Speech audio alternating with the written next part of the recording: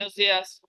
Antes de comenzar, quiero agradecer a los organizadores de esta reunión la invitación para participar y lamento no poder estar presente físicamente en Manizales, pero por compromisos previos me fue imposible viajar esta semana. El trabajo que voy a presentar es parte de un documento escrito recientemente que surge como una necesidad personal y profesional después de más de 30 años de trabajo en este tema. Se trata, como el título lo dice, de una revisión o más bien una reflexión crítica sobre lo que han sido 3 décadas de esfuerzos por reducir el riesgo de desastre. Es difícil sintetizar en unos cuantos minutos 3 décadas de trabajo, por lo que solo voy a destacar los puntos que a mi juicio son los más relevantes, esperando que esto clave una espina y deje interés en la mesa para continuar con esta reflexión muy necesaria desde mi punto de vista y urgente en los tiempos que corren.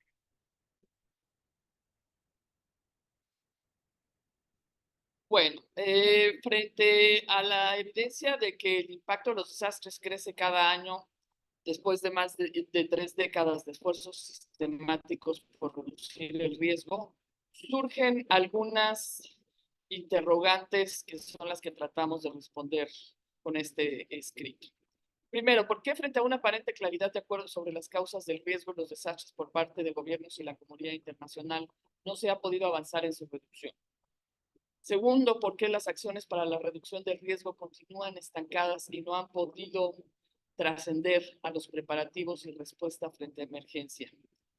Una tercera interrogante es por qué el conocimiento generado hasta ahora sobre la causalidad del riesgo no ha logrado traducirse en acciones efectivas. Y finalmente, ¿cuál es el papel que las sociedades sujetas a condiciones de riesgo o afectadas por desastres deben jugar en esquemas más eficientes de intervención para la reducción del riesgo? Tenemos que partir para este análisis de ver qué es lo que ha sucedido, por lo menos en las 2 últimas décadas, en cuanto al riesgo y fundamentalmente en la forma en que el riesgo se ha materializado a nivel mundial. Tenemos que en las 2 primeras décadas del siglo XXI, las pérdidas por desastres en el mundo aumentaron 82% con respecto a las décadas previas. Todos los informes de organismos internacionales coinciden en que las pérdidas por desastres y el impacto de los desastres está aumentando. Tan solo entre 2013 y 2022 las pérdidas acumuladas alcanzaron un monto récord de 2.2 billones de dólares. Más de la mitad de la población a nivel mundial resultó afectada por desastres de diferente tipo y alrededor de 1.2 millones de personas murieron entre el 2000 y 2019. A estas se sumaron cerca de 15 millones de personas que murieron por la pandemia de COVID-19 en un periodo tan solo de 2 años que va del 1 de enero del 2020 al 31 de diciembre del 2021. Si bien las causas del riesgo no han cambiado, son históricas, por así decirlo, sí lo ha hecho su manifestación en desastres. En un tiempo relativamente corto transitamos de una visión localista o regional del impacto de los desastres a eventos cada vez más complejos y con impactos más severos. Hasta hace pocos años, el patrón de riesgo manifiesto mostraba una alta concentración de eventos de pequeña y mediana intensidad frente a una baja recurrencia de eventos de gran intensidad. Y hay que decirlo, es probable que esto no haya cambiado, por lo menos hasta el 2015 esa era la tendencia. El problema es que hoy no tenemos información para constatarlo. Pero también es cierto que en las últimas 2 décadas el número de desastres de gran intensidad se ha elevado considerablemente, haciéndolos no solo más visibles, sino cada vez más complejos y recurrentes. En definitiva, el siglo XXI ha estado marcado por una rápida sucesión de desastres notorios por su magnitud, pero también por sus características. Dos de los terremotos más mortíferos y el más costoso de la historia, desde que se tienen registros, ocurrieron en menos de una década. El terremoto y tsunami en el Océano Índico en 2004, que produjo la muerte de alrededor de 226,000 personas. El terremoto de Haití en 2010, que causó la muerte de alrededor de 316,000 personas en su última cifra oficial. Y el terremoto en Tohoku, Japón, en 2011 y posterior tsunami que produjo el accidente en la central nuclear de Fukushima, y el peor desastre desde Chernóbil y el más costoso en su tipo en la historia, con pérdidas económicas estimadas en 210.000 millones de dólares. Otro evento complejo también durante el siglo XXI lo fue, y quizá el más emblemático, fue la pandemia de COVID-19, que causó la muerte de cerca de 15 millones de personas, provocó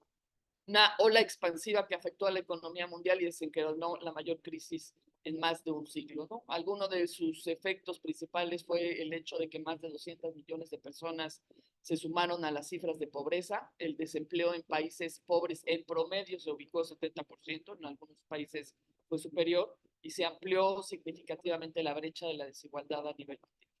Se interrumpieron las cadenas de suministros con efectos que perduran 3 años después, mientras que la inflación y el estancamiento del crecimiento económico son rasgos que han marcado la economía mundial durante el periodo post-pandemia para muchos países. Otro rasgo importante de los desastres ocurridos durante el siglo XXI es que hasta hace un par de décadas los desastres parecían ser un problema que afectaba predominantemente a los países de bajo nivel de desarrollo y solo eventualmente a los países desarrollados. Pero a lo largo del siglo XXI puede verse con toda claridad un aumento inusitado de grandes desastres cada vez más recurrentes en países desarrollados. Incendios forestales, inundaciones intensas, olas de calor, frío o largos periodos de sequía en Estados Unidos, Australia y varios países europeos son eventos que han dominado el panorama de los desastres en los últimos años. Con excepción de los sismos, el aumento en la recurrencia e intensidad de fenómenos con un alto potencial destructivo en los países desarrollados suele asociarse con el cambio climático y es objeto desde hace varios años de estudios y pronósticos detallados por las grandes reaseguradoras mundiales y las instituciones financieras. De hecho, podríamos decir que nosotros estamos 2 décadas atrás en la generación de conocimiento. Los altos montos de pérdidas económicas que se producen cada año en estos países están marcando la pauta y propiciando un retorno al predominio de los grandes desastres como foco de atención que prevalecía previo a la declaración del Decenio Internacional para la Reducción de Desastres, haciendo desandar el territorio ganado a la importancia de documentar y estudiar a los numerosos pequeños eventos que azotan en forma recurrente a los países subdesarrollados y que en esencia expresan con mayor claridad la causalidad del riesgo y su forma de manifestarse sobre el territorio.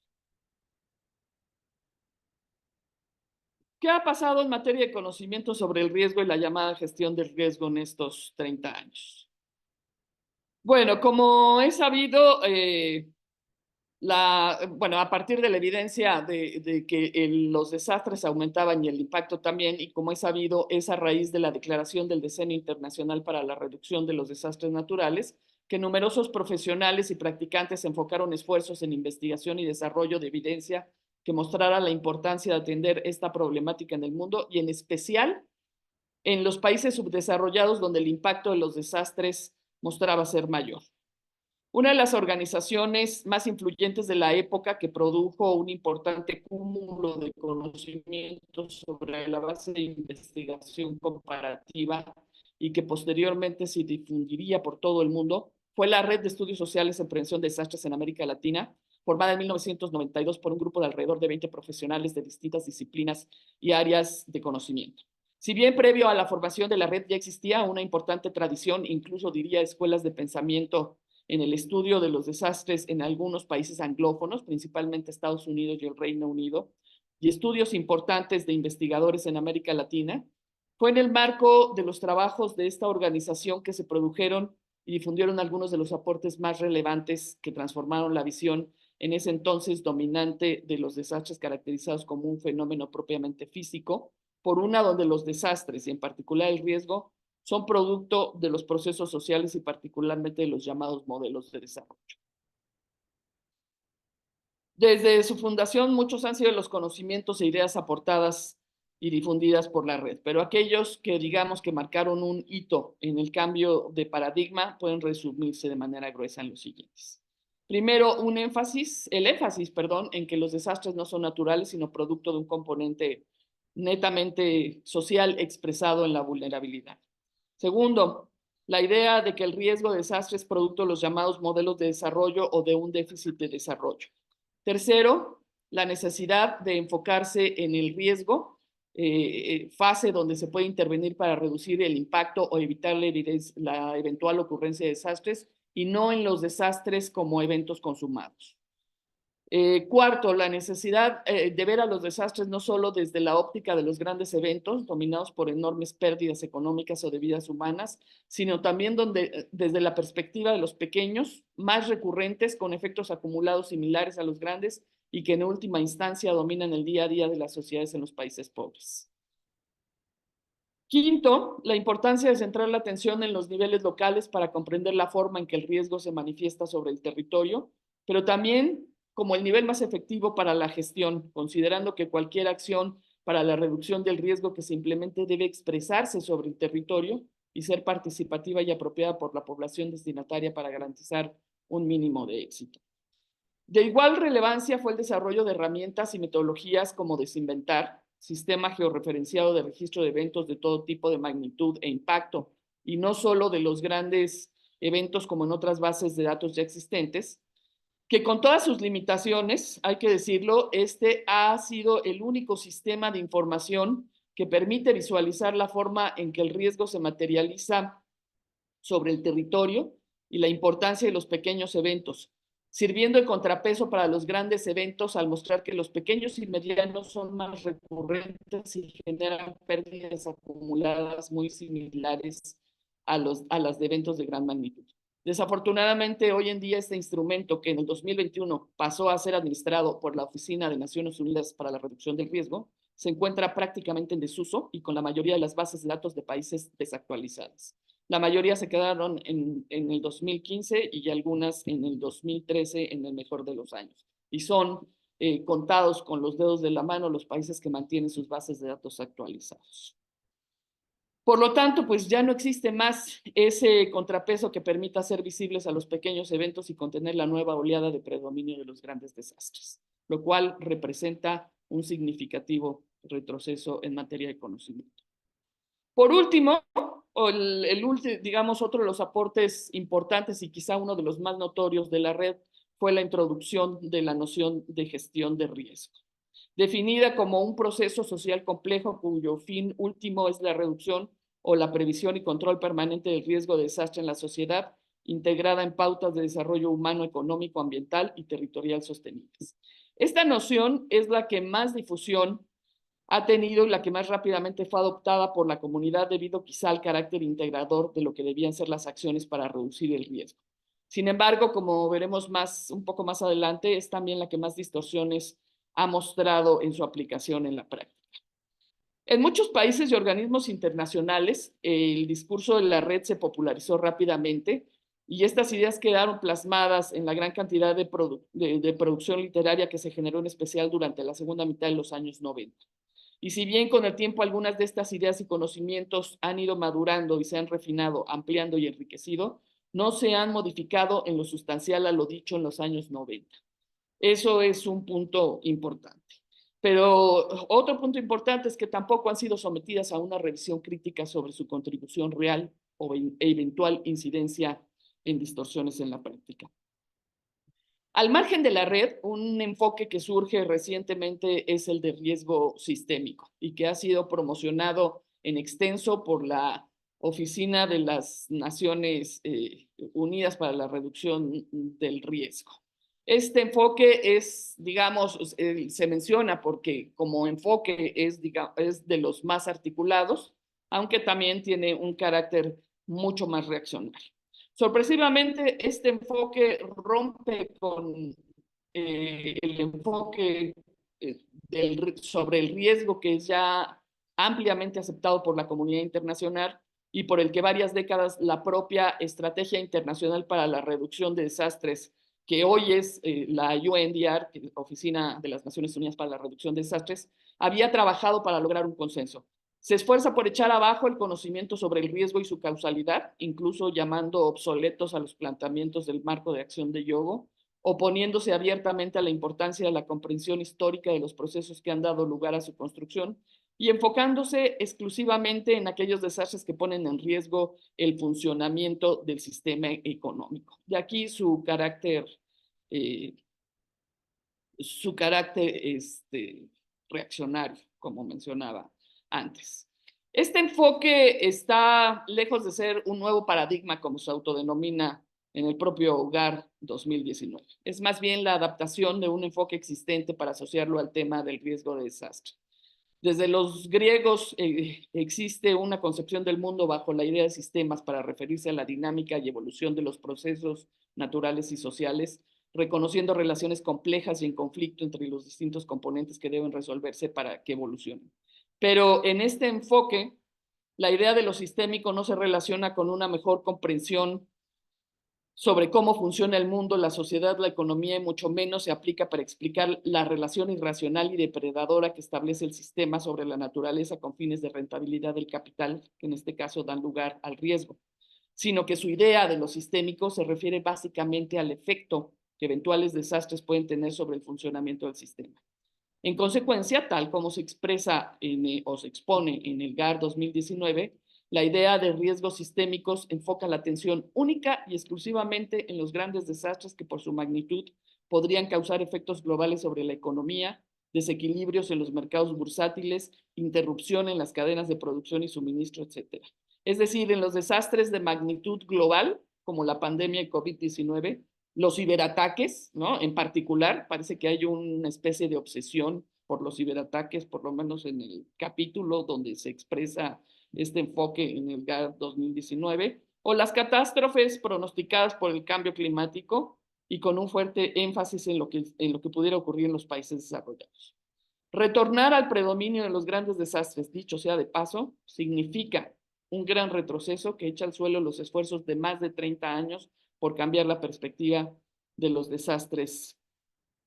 y sus causas. Pero lo realmente significativo de este enfoque es que la gran ausente es la causalidad. Es decir, el reconocimiento de que las causas del riesgo son endógenas al propio sistema. Hay una tácita preocupación por los efectos de eventos extremos que puedan desequilibrar al sistema, pero un absoluto desentendimiento sobre lo que dicho sistema contribuye a la construcción del riesgo. Justamente ese sistema que el enfoque de la gestión del riesgo acusaba de engendrar las causas mismas del riesgo. Finalmente, al margen de estos dos enfoques sobre el riesgo y los desastres, el conocimiento sobre el tema se ha generado de manera aislada. La mayor producción de estudios de caso, investigación y ensayos sobre riesgo se han dado en el ámbito académico y una buena parte también a raíz de las distintas ediciones del GAR. Sin embargo, con excepciones, son muy pocos los estudios que han tenido una difusión más amplia fuera del ámbito de las ediciones de este informe mundial. Bueno, ¿qué ha pasado en materia de transición de la teoría a la práctica? Desde hace varios años, en vez de evolucionar, lo que muestra la evidencia es que la gestión del riesgo parece sufrir un atasco y un retorno a las posiciones más conservadoras de hace 4 décadas. Varios son los puntos que tenemos que considerar para entender este problema. Primero, la influencia que han tenido los acuerdos internacionales para la reducción del riesgo. Estos instrumentos, como debemos recordar, fueron creados con la finalidad de guiar a los gobiernos y apoyarlos en la implementación de acciones, pero su puesta en marcha, más que ser un apoyo, ha generado una alta dependencia de los países en la definición de esquemas de intervención, recursos financieros y, sobre todo, una falsa perspectiva de que implementar las acciones según la ruta establecida en dichos acuerdos basta para reducir el riesgo y cumplir con las metas propuestas. En América Latina y seguramente en otras regiones del mundo, son incontables las estrategias y planes o leyes que se han elaborado en los países amparados a la luz de estos acuerdos internacionales. Las campañas de promoción y concientización sobre el tema o proyectos donde se incluye el componente de fortalecimiento de capacidades institucionales para la gestión del riesgo. La elaboración de leyes específicas o la inimaginable cantidad de talleres de capacitación que se han impartido, por mencionar solo algunas de las acciones más comunes. El esfuerzo y los recursos invertidos, muchos de estos obtenidos por los países bajo la modalidad de préstamos de largo plazo, han sido enormes, pero los resultados poco prometedores. A lo anterior se agrega que la falta de continuidad en los principios fundamentales con los que se visualiza el riesgo dentro de los propios acuerdos internacionales hace que cada uno de ellos difiera del anterior en vez de complementarse, lo que ocasiona que las acciones y políticas en los países sean discontinuas y en muchos sentidos efímeras. Por otra parte, al no incentivarse ejercicios de reflexión y crítica colectiva de cada uno de estos instrumentos o de cómo los países han asumido su cumplimiento y compromiso, ha generado grandes limitaciones para que cada acuerdo sea una versión mejorada del anterior. El gráfico que se presenta en esta lámina en la izquierda y que fue publicado en el RAR 2021 es elocuente al respecto, ¿no? Cómo con el paso de los distintos acuerdos o marcos internacionales, en lugar de ver resultados positivos, mostramos o puede verse que esos resultados han sido definitivamente muy alejados de lo que realmente se esperaba y sobre todo muy alejados considerando la cantidad de recursos humanos y financieros que se han invertido en esto. Considerando también que en el marco, los datos del marco de Sendai no incluyen, por ejemplo, el impacto de la pandemia de COVID-19. Con ello, este tipo de acuerdos, más que un instrumento útil para la gestión, se han convertido en una especie de ruta directa al limbo, donde cada vez se involucra a un mayor número de actores, se invierten mayores recursos, se realizan más actividades y no se llega a ninguna parte. Es más, como todo instrumento burocrático, suele perder interés y arrojarse al olvido antes de terminar su vigencia y en la antesala del nuevo acuerdo por venir. Con el marco de Sendai, en particular, es evidente que el desinterés de los países ha ido en aumento. En el 2020 ya este marco mostraba síntomas de estar naufragando y la pandemia únicamente vendría a darle el tiro de gracia. Para el 2023, solo 7 países de los 197 firmantes reportaron sobre los 7 objetivos globales. Tal vez es momento de reconocer y aceptar que la vida útil de estos instrumentos llegó a su fin. Otro punto importante de la práctica, de lo que ha sido la práctica de la gestión de riesgo en estos últimos 30 años es el desfase que ha habido, el claro desfase que ha habido entre la teoría y la práctica.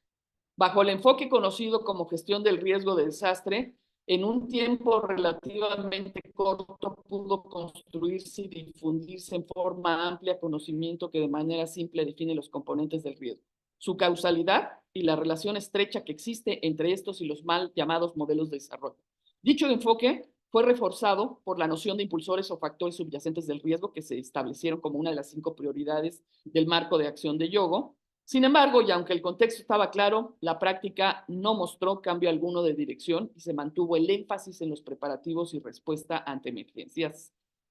y todo lo relacionado con el campo de la ayuda humanitaria.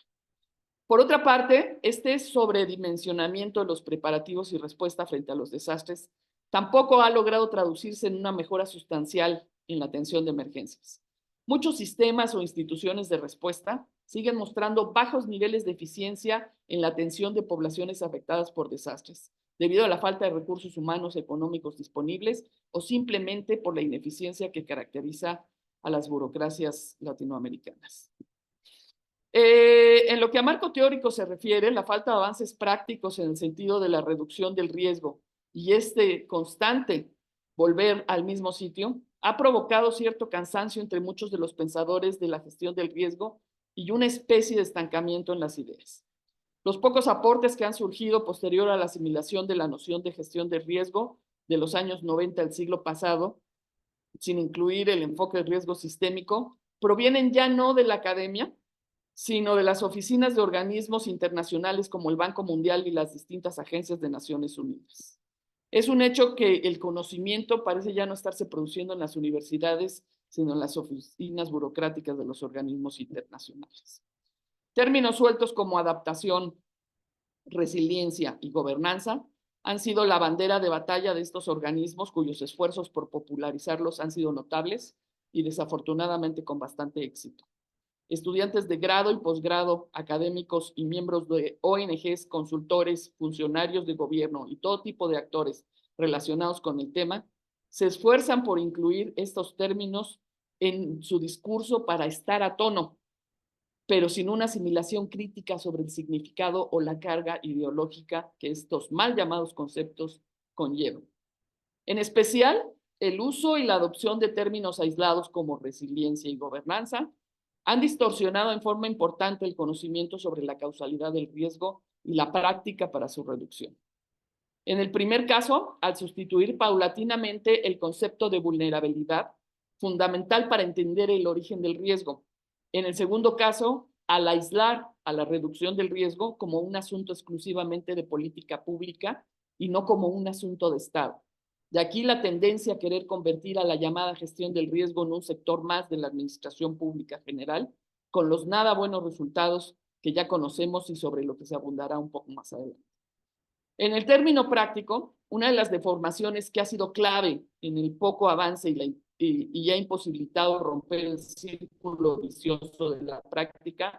es el que nunca se haya marcado un rompimiento tácito y explícito con el sector de los preparativos y respuesta, lo que ha provocado que cualquier esfuerzo por conducir el tema hacia otras rutas naufrague frente a la fuerza que el sector emergencista ha tenido desde siempre y que además es reforzado por las acciones de los gobiernos y organismos internacionales.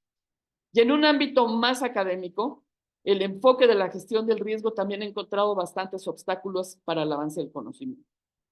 Desde hace al menos 2 décadas, la temática sufre un grave estancamiento en el desarrollo de nuevos conocimientos que respondan a la cada vez más compleja y elaborada construcción del riesgo, social del riesgo, pasando a convertirse en una disciplina espuria o en una disciplina falsa, cuyo enfoque se basa en una serie de términos e ideas sueltas, pero carente de un cuerpo teórico y metodológico que les dé sustento. A ello se suma que, al menos en América Latina, no ha logrado consolidarse una generación de gente joven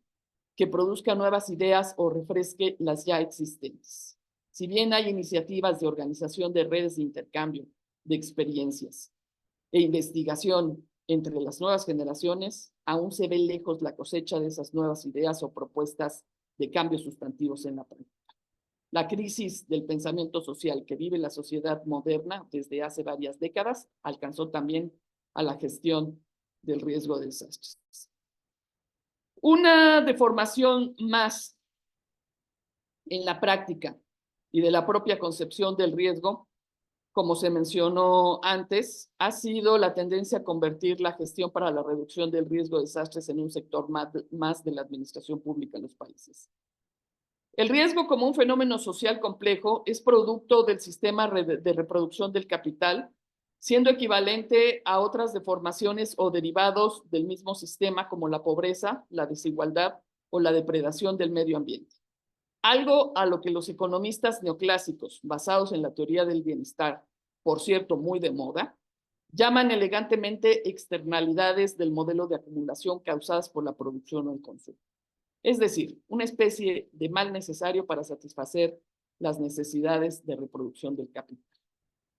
En este sentido, la reducción del riesgo, al igual que la pobreza, la desigualdad o la depredación del medio ambiente,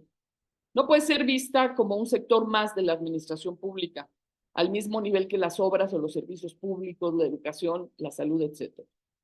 La reducción del riesgo, la pobreza y el propio desarrollo sostenible, si es que eso es posible bajo las condiciones del modelo actual, son una condición estructural del sistema que en todo caso corresponde a un asunto de Estado y no solo de política pública ni a la simple estructura administrativa de un gobierno. De aquí se deriva que la mayoría de las acciones que buscan reducir el riesgo se refieran exclusivamente a la elaboración de planes, estrategias y leyes o a promover la incorporación de la reducción del riesgo en los planes y estrategias ya existentes, en especial en los planes de desarrollo y algunos sectoriales como los de ordenamiento territorial, agricultura e incluso en los de inversión pública. Sin embargo, la propia indefinición de lo que debe ser la gestión del riesgo y su constante asociación con labores propias de los preparativos de atención de emergencias, ha ocasionado que este tipo de gestión no encuentre un asidero real en las actividades sectoriales y termine siendo una mención marginal que se pierde en el mar de planes y estrategias nacionales y sectoriales que inundan la administración pública de los países. A diferencia de la reducción del riesgo, los preparativos y atención de emergencias sí son un asunto propio de la administración pública y por tanto pueden considerarse un sector o subsector de esta. En este campo tiene más sentido la creación de unidades especiales dentro de cada área de gobierno con la finalidad de contar con mejores mecanismos de coordinación para la atención de desastres o procesos de reconstrucción. Pero cada cosa debe llamarse por su nombre y evitar confundir estas acciones como de reducción del riesgo. Se trata de dos planos distintos de la práctica que, aunque eventualmente llegan a coincidir, son de naturaleza distinta y por tanto su abordaje, niveles de decisión y los actores que intervienen en ellos son también diferentes. Otro aspecto más que es importante analizar cuando tratamos de reflexionar sobre la práctica de la gestión del riesgo en los últimos 30 años, definitivamente es el tema financiero de los desastres y de la llamada gestión de riesgo. En el caso de los financiamientos de los desastres, vemos que los resultados de la implementación de diversos esquemas de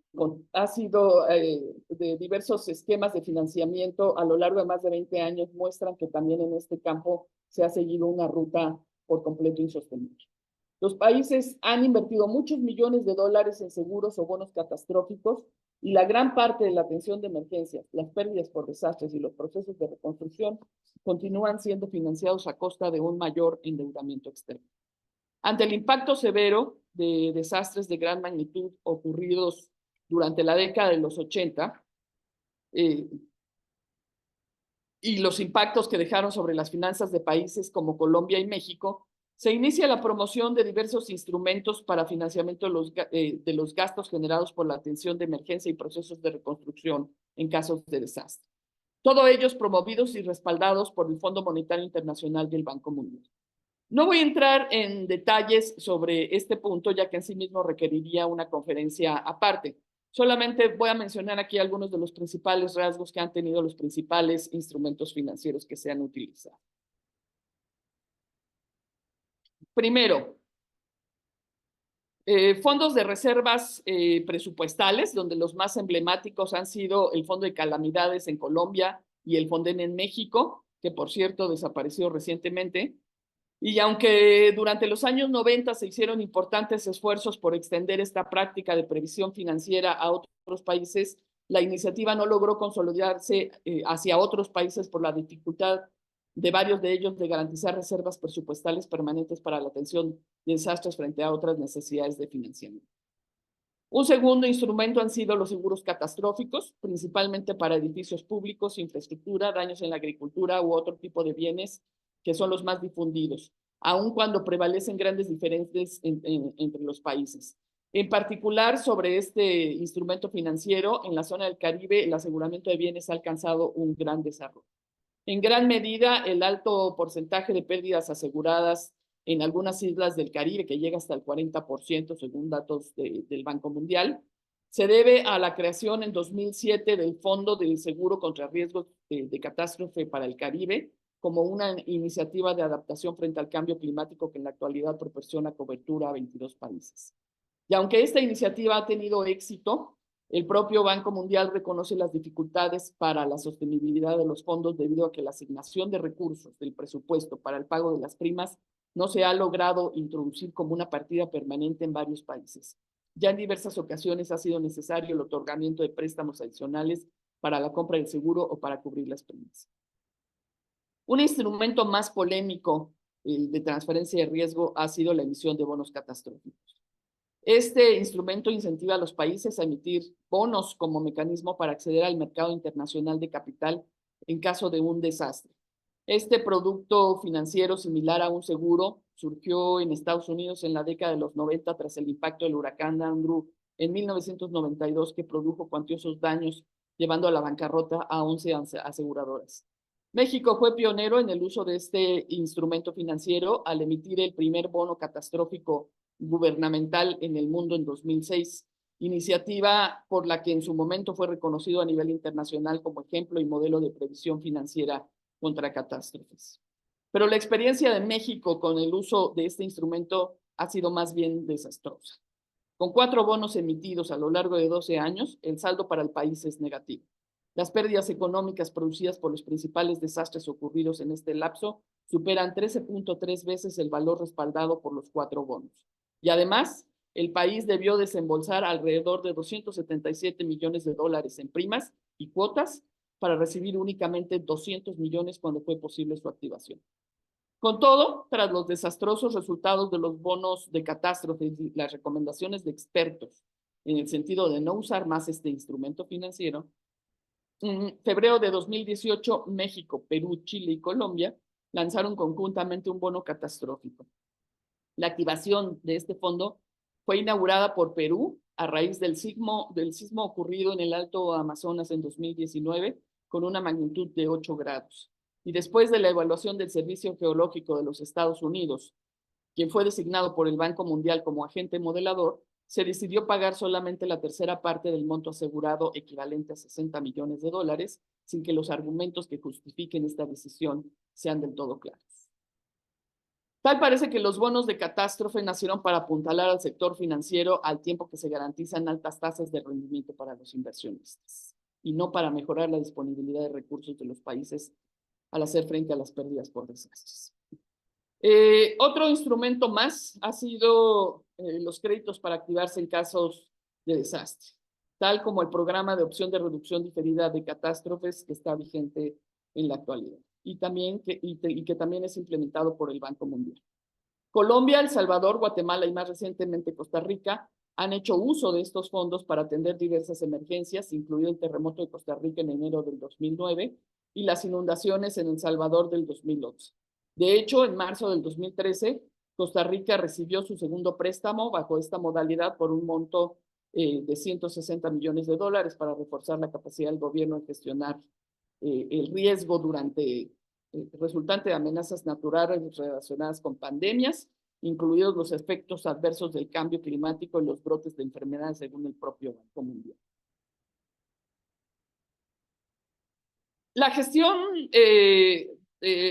no solo los efectos post-desastre se financian con deuda, sino también la gestión del riesgo o esas acciones predesastre que se han implementado en los países y que en su mayoría han sido financiados bajo la modalidad de deuda externa. La mayor parte de recursos invertidos en fortalecimiento de los llamados sistemas nacionales, que se ha implementado desde hace algunas décadas, actualización o creación de leyes, planes y estrategias, innumerables programas de capacitación, creación de comités locales de emergencia y otras actividades relacionadas, han sido financiadas mediante la contratación de créditos con el Banco Interamericano de Desarrollo o el Banco Mundial. Por ejemplo, es el caso de Ecuador, Perú, Colombia, Paraguay, Bolivia, Panamá, Costa Rica, Nicaragua, El Salvador, Honduras, Guatemala, Granada, Santa Lucía, República Dominicana, México y muchos países más. Otra parte considerable del endeudamiento ya ha comenzado a ser asumida por los países para financiar proyectos de adaptación al cambio climático. Y para este fin, el Banco Mundial anunció un financiamiento de 50,000 millones de dólares a ejecutarse entre 2021 y 2025 en todo el mundo. Esto significa que los países pobres han seguido endeudándose para adaptarse a un cambio climático que ocasionan principalmente los países industrializados. En fin, esta es la forma en que opera el sistema económico. Privatiza los beneficios, socializa las pérdidas y transfiere a otros los costos de la reproducción social y los causados por el modelo de producción y consumo que no está dispuesto a asumir. Tal es el caso de las pérdidas por desastres que se explican por los altos niveles de vulnerabilidad y los efectos que traerá el cambio climático o que ya está trayendo el cambio climático sobre los países pobres y otras manifestaciones producto de la degradación del medio ambiente de la que el mismo sistema económico es en gran parte responsable.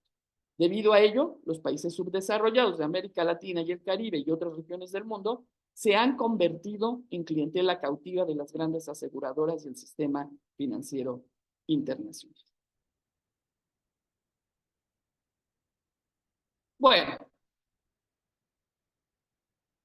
recuperando el rumbo, he llamado a esta última parte del escrito con la esperanza de que realmente haya opciones para recuperar el rumbo. Primero, habría que preguntarse, ¿la gestión del riesgo ha caído en un jaque mate? Yo diría que sí, pero que tiene algunas luces de esperanza. Pero para ello se requiere urgente regresar a la esencia de los planteamientos de la gestión para la reducción del riesgo para avanzar en la comprensión del fenómeno del riesgo y contar con mejores elementos para establecer esos puentes y mediaciones que son necesarias para su reducción. Es decir, esos puentes y mediaciones que necesitamos para transitar de la teoría a la práctica. Hemos perdido al menos 25 años en el desarrollo de una teoría sólida y consistente que permita hacer avanzar el conocimiento sobre el riesgo y para superar el atasco en el que se encuentra el tema. Se debe regresar a un modelo riguroso de generación de conocimiento basado en evidencia empírica y rechazar fundamentalmente enfoques o conocimientos adaptados de otras temáticas que responden a intereses particulares o que no reflejan la realidad de los países menos desarrollados, que solo distraen la atención, esfuerzos y recursos de lo verdaderamente relevante y que de alguna manera frivolizan la forma en que debe abordarse esta problemática. Actuar frente a un desastre inminente y atender una emergencia no reduce el riesgo, así como tampoco atender la inadecuada ocupación del territorio o la protección al medio ambiente no ofrecen herramientas y procedimientos adecuados para rescatar víctimas entre los escombros o atender una situación de emergencia durante un desastre. De modo que un emergencista no tiene por qué saber cuáles son las causas que originaron el desastre que atiende, así como tampoco un planificador urbano, por ejemplo, está obligado a saber cómo rescatar a una víctima que cae a un río durante una tormenta o de cómo deben instalarse los espacios para albergar a la población en casos de desastres inminentes. Es hora de fomentar un divorcio pacífico entre ambos campos de conocimiento y acción para permitir que el sector de los preparativos y respuestas se fortalezca y cumpla adecuadamente con su labor operativa sustantiva, mientras que la reducción del riesgo de desastre pueda avanzar a partir del desarrollo de conocimiento y diseño de acciones con fundamento científico y el carácter verdaderamente interdisciplinario que requiere. Por otra parte, las causas del riesgo, si bien sabemos que no se han modificado históricamente, sí lo han hecho las modalidades de reproducción del capital que inciden en mayor o medida en los procesos de construcción del riesgo. Una nueva era para la reducción del riesgo obliga a ampliar la perspectiva y voltear la mirada hacia los procesos económicos y sociales en marcha.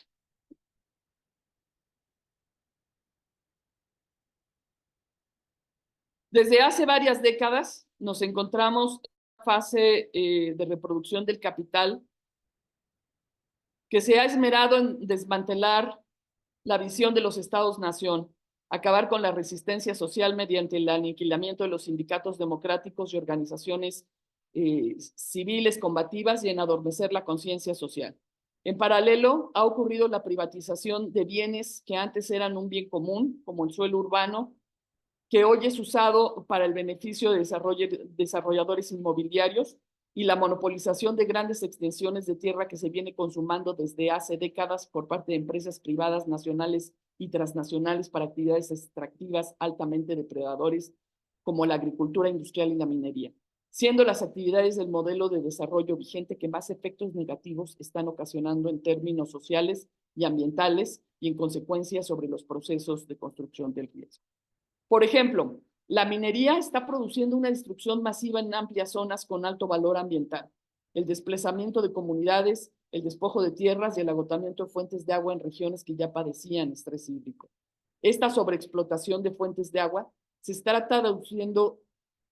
en incremento en la intensidad y frecuencia de sequías por agotamiento de los mantos acuíferos en zonas áridas y semiáridas, reducción en la calidad del agua por sobreexplotación, pérdida de cultivos de subsistencia que intensifican crisis alimentarias de pobladores pobres y el despojo de tierras por vía del desplazamiento violento o voluntario. Por cierto, todos ellos aspectos que en la actualidad suelen achacarse al cambio climático y que tampoco aparecen en la balanza de estresores y mitigadores que ilustran la noción de riesgo sistémico. Pero para explicar el origen y la dinámica que los impulsores primarios del riesgo han adquirido en las últimas décadas, ya no es suficiente con culpar a la mercantilización de la sociedad, a la globalización o al neoliberalismo. La realidad se ha tornado cada vez más compleja porque también los esquemas para la obtención de ganancia por parte del gran capital se han vuelto más difusos e intrincados, al tiempo que las crisis del capitalismo son cada vez más agudas y recurrentes. La extracción de materias primas ha alcanzado su máxima expresión. Los mercados cada vez más insaciables se extienden a todos los rincones del planeta, transformando en mercancía todo lo que cruza por su paso. La privatización se cierne sobre cualquier aspecto de la vida social, incluido lo que en otros tiempos se consideraban derechos elementales para la población, como la salud y la educación. El crecimiento caótico de las ciudades se ha instaurado como norma con la privatización del suelo urbano, y el peso del Estado se ha debilitado más que nunca frente al capital privado, convirtiéndose en protector y facilitador de sus intereses, con cada vez menos capacidad para frenar o regular estos procesos. Todo esto bajo el paraguas del capital financiero internacional, que ha transformado radicalmente al propio capitalismo mediante la financiarización de la economía, que aplica formas de extracción de ganancia tan sofisticadas que en ocasiones rebasan la propia lógica y comprensión de la ciencia económica. Ahora el capital financiero puede invertir en bienes tangibles o intangibles y siempre obtener un alto beneficio por ello. De manera que haya una guerra mundial, ocurra una catástrofe de gran alcance como la pandemia del COVID-19, o se produzca una profunda y prolongada recesión económica, el capital financiero, como los casinos, siempre gana. En el camino, la desigualdad y la pobreza han alcanzado niveles y formas que humanamente deberían ser inaceptables, y sobre la cual, por cierto, hemos volteado la cara durante muchos años. A los pobres de siempre, cada día se suman millones de integrantes de la clase media que no encuentran un lugar en el mercado laboral o ingresos que les permitan una vida decente. La brecha entre ricos y pobres se ha ensanchado a niveles inimaginables y se ha exacerbado otras formas de desigualdad, como el desplazamiento de personas, la xenofobia, la discriminación, el racismo y la violencia en todas sus formas. Mientras que la destrucción del medio ambiente está causando estragos y alcanzando niveles que literalmente ponen en peligro al planeta entero. Efectivamente, los factores que explican el nivel del riesgo actual son intrínsecos al sistema económico y no han cambiado en siglos. Pero en los años recientes han surgido nuevos rasgos de ese metabolismo entre la sociedad y la naturaleza, inducidos por procesos que están incrementando los niveles de riesgo en todo el mundo de manera acelerada.